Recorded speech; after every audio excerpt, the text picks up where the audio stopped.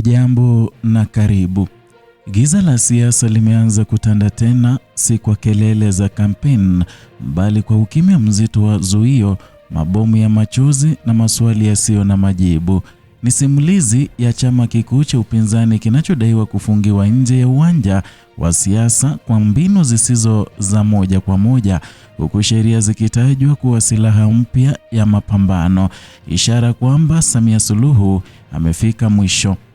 Katika siku za hivi karibuni, hali ya kisiasa imechukua sura mpya kufuatia madai mazito yaliyotolewa na mwenyekiti wa kanda ya magharibi wa Chama cha Demokrasia na Maendeleo Chadema, wakili Dickson Matata.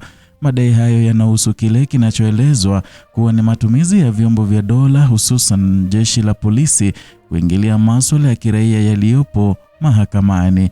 Mimi siko kwenye bodi ya wadhamini. Walioko chini yangu wote mpaka chini, makatibu wenezi, wenye viti wa mikoa, wenye viti wa wilaya, wana haki ya kufanya. Lakini haturuhusiwi tukiandika barua kwenda polisi kutoa taarifa, kwa notify kwamba tutafanya mikutano au tutakuwa na nini. Haturuhusiwi kufanya siasa. Na watakwambia ni kwa sababu ya zuio la mahakama. Majuzi umeona dunia nzima ilikuwa inaadhimisha siku ya wanawake duniani. Ile ni maadhimisho ya kimataifa ambayo yanatambulika na Umoja wa Mataifa. Na kila nchi, kila taasisi ina haki ya kushiriki. Hapa nchini vyama na taasisi nyingine zote zimeruhusiwa, tena zinapewa mpaka ulinzi, na kuyageuza kuwa kikwazo cha shughuli za kisiasa nchini kote. Kwa mujibu wa maelezo yaliyotolewa, hoja kuu sio tu uwepo wa kesi mahakamani, bali namna kesi hiyo ilivyotafsiriwa na kutumiwa. Kesi inayohusiana na mgawanyo wa mali ndani ya chama imeelezwa kuwa ni shauri la madai, aina ya kesi ambayo kisheria huwahusu wadai wa madai pekee. Na hata hivyo, kila kinachozua mjadala mpana ni hatua ya polisi kuonekana kuchukua nafasi utekelezaji wa maamuzi ya kiraia, na ni jambo linalotafsiriwa kama kuvuka mipaka ya majukumu yao ya msingi. Hapa ndipo taswira nzima ya mvutano inaanza kujitokeza. Kwa upande mmoja, kuna hoja ya kisheria inayosisitiza mipaka ya mamlaka ya vyombo vya dola. Kwa upande mwingine, kuna hali halisi inayoonekana mitaani, ambayo ni mikutano ya kisiasa ikisitishwa, na vilevile maandamano yakizuiwa, na hata mikusanyiko ya kijamii inayohusishwa na wanachama wa chama hicho kukumbwa na ukali wa vyombo vya usalama. Mfano uliotolewa unaongeza uzito wa hoja hii. Na katika maadhimisho ya siku ya wanawake duniani, tukio ambalo kimataifa hutambulika kama siku ya kutetea haki na usawa wa kijinsia, kuliripotiwa tukio la wanawake wanaodaiwa kuwa wanachama wa Chadema kushambuliwa kwa mabomu ya machozi na kukamatwa walipokuwa wakitoka ibadani mjini Msoma. Tukio hilo linaibua maswali mengi. Je, zuio la kisheria linaweza kufikia hadi katika shughuli za kijamii na kidini? Na kama linaweza, mipaka yake iko wapi? Katika muktadha wa kisheria, hoja inayojitokeza ni juu ya tafsiri ya amri za mahakama. Amri zinazotolewa katika kesi ya madai mara nyingi hulenga wahusika waliotajwa moja kwa moja katika shauri hilo.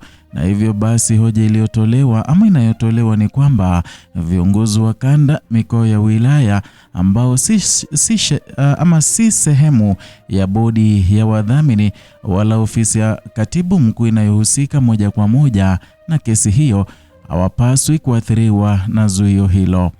Lakini hali ilivyo sasa inaonyesha picha tofauti. Shughuli za chama zinaonekana kuguswa kwa upana zaidi, kana kwamba zuio hilo limepanuliwa kimya kimya hadi kufikia ngazi zote za uongozi na wanachama wa kawaida. Hii inazua mjadala mkubwa juu ya uwepo wa kile kinachoweza kuitwa mkanganyiko wa maksudi na katika utekelezaji wa sheria. Katika historia ya siasa za vyama vingi, mvutano kati ya vyama vya upinzani na vyombo vya dola si jambo jipya, lakini kinachofanya hali hii kuwa ya kipekee ni matumizi ya kesi za kiraia kama msingi wa kuzuia shughuli za kisiasa. Hili linaibua swali la msingi kwamba je, sheria zinatumika kulinda haki au kudhibiti ushindani wa kisiasa? athari zake zinakuwa pana zaidi kuliko inavyoonekana kwa haraka. Na kwanza kuna suala la haki ya kukusanyika na kujieleza, haki ambazo zimeainishwa katika misingi ya demokrasia na pia katika mikataba ya kimataifa ya haki za binadamu. Na pale haki hizi zinapoonekana kuzuiwa hata kwa tafsiri tata za kisheria, imani ya wananchi katika mifumo ya utawala inaweza kuathirika. Pili, kuna athari za moja kwa moja kwa vyama vya siasa na kwa chama cha Chadema ambacho kimekuwa na ushawishi mkubwa katika maeneo mbalimbali ya nchi.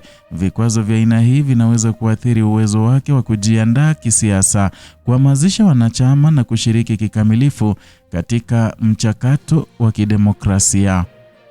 Hata hivyo, simulizi haimalizii hapo.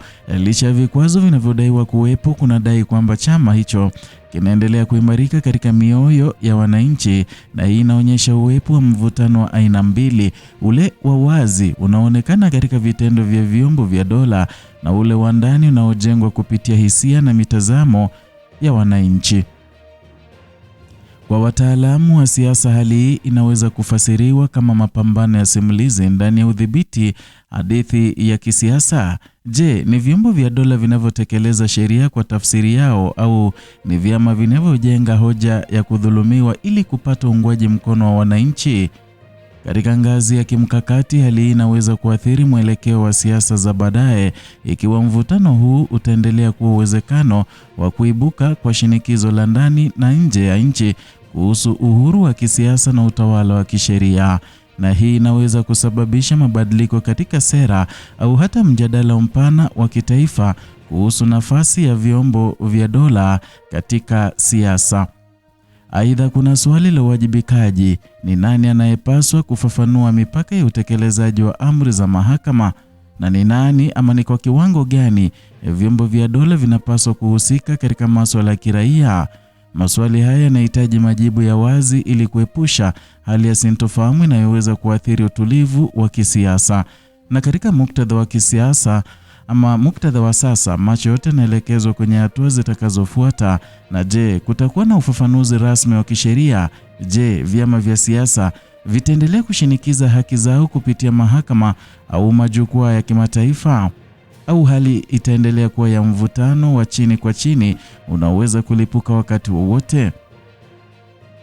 Kwa wananchi wa kawaida, simulizi hili si tu ya viongozi au vyama, ni simulizi inayogusa haki zao za msingi, haki za kusikilizwa, haki za kushiriki na haki ya kuwa sehemu ya maamuzi yanayogusa maisha yao. Na kadri mvutano huu unavyoendelea, jambo moja linabaki wazi, kwamba mstari kati ya sheria na siasa unazidi kuwa mwembamba, na pale mstari huu unapofifia, basi ndipo hatma ya demokrasia inapowekwa kwenye mizani. Mwisho wa siku, sio tu kuhusu kesi ya madai au zuio la mahakama, ni kuhusu mwelekeo wa taifa. Na je, linaelekea kwenye kuimarisha misingi ya kidemokrasia au linaingia katika kipindi kipya cha udhibiti wa kisiasa kwa kivuli cha sheria? Hili ndio swali linalobaki hewani, likisubiri majibu kutoka kwa wale wanaoshika hatamu za mamlaka. Wakati sheria zinapotafsiriwa kwa namna inayogusa siasa na siasa zikaanza kujificha ndani ya sheria, hapo ndipo historia mpya ya taifa huanza kuandikwa kimya kimya, lakini kwa athari kubwa isiyozuilika. Ni hayo tuliyokuandalia siku ya leo kutoka hapa Kenyascope, channel yako pendwa inayokuletea taarifa hizi kwa kina bila kupindisha wala kuegemea upande wowote. Zidi kuwa nasi na zidi kutusupport kwa kusubscribe, kulike na kushare video zetu. Na vile vile kumbuka, uweze kuwa wa kwanza kupokea taarifa hizi. Unachotakiwa kufanya ni kugonga kitufe cha kengele ili uweze kupokea notifications kila wakati tunapoleta taarifa mpya.